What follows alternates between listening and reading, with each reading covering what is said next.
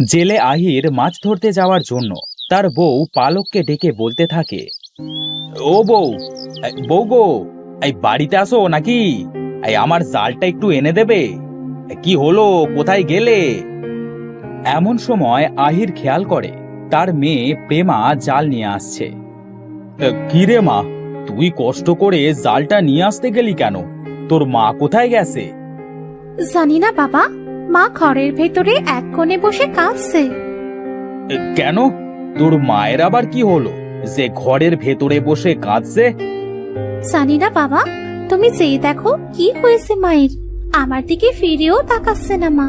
আমি একটু খেলতে গেলাম বাবা। ঠিক আছে, তুই যা, আমি দেখছি তোর মায়ের আবার কি হলো।